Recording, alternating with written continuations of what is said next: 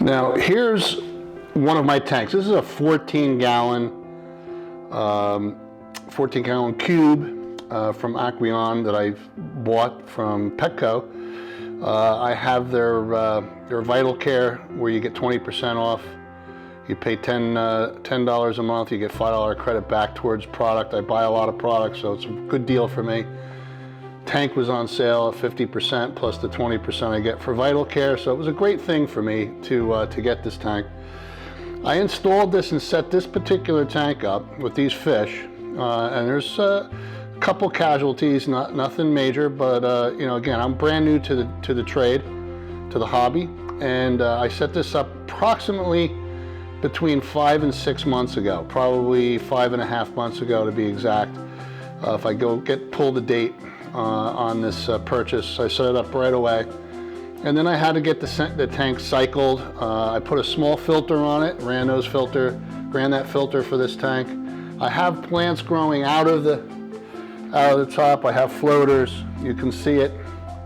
You know, I put a plastic container in there with some, so the roots of plants will grow into the water, you know, the water table, and pull out nutrients to keep it cycled. So again, this is a 14-gallon cube on a stand that I have. Well, the thing is that I wanted to do these ecosystems. So this one is very, very heavily planted. It's not the best aquascape in the world, and it doesn't have to be. I can add plants to this if I want. But once you kind of really get your, I use all dirted tanks with sand caps. This has some store-bought gravel on it, black. It's balanced, it's cycled. It's been doing really well for me, but I do all sanded, dirted tanks. So if you get roots into the dirt and you try to pull some of these plants out, you're gonna have issue. So I've discovered and learned that for me, I want to just make sure when I do my plants and my tanks that I kind of, once you do it, you kind of got to stick with it. Now, if you're doing the epiphytes and you know, they're just pulling nutrients out of the water column, obviously they're not going down into the dirt, you're better off to get oxygen and get the cycling going and get the ecosystem going. So some stem plants is probably really good using more epiphytes. I liked stemmed plants. I was really interested in this dirt and sand-based tank, and I wanted to plant plants that way. So again, here it is, about 5.5 months old. Now I've just, I noticed that the filter was kind of clogged just because of, you know, it just had a lot of particulates and material in it and what have you. And you know, and every once in a while I would clean the filter out. This time I pulled the filter. It's been about a week now.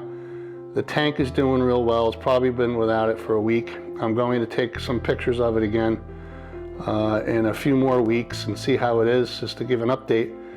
But I pulled the filtration from it completely. The tank's very well cycled. It keeps it more low maintenance. I probably should trim more often. I'm going to do that. I'm going to trim this tank, and I'll probably take some pictures when I do that as well, or some video imaging when I do that. But again, I pulled it. I pulled it on some other tanks as well. So I'll show you. I have this tank over here. This is a beta sorority tank. It's very, you know, a lot of tannins in it. I got a male beta in this one, and a couple other fish just to keep them company. Pulled these are all well balanced. These are six gallon cubes. Also Aqueon, get them all on sale. The Aqueon light system. Not the best light, but not bad. A little expensive actually. I think I can get better lights for less money. And I pulled the filters here too. Been about a week, and it's staying balanced. It's staying intact. It's more of an ecosystem now. Very pleased by that. So again, I wanted to get to where I do not feel I need to have filtration. Let the tanks become your filtration system. Let them be the filter. And that's where we're at, and so far so good. I will give you updates. Thank you.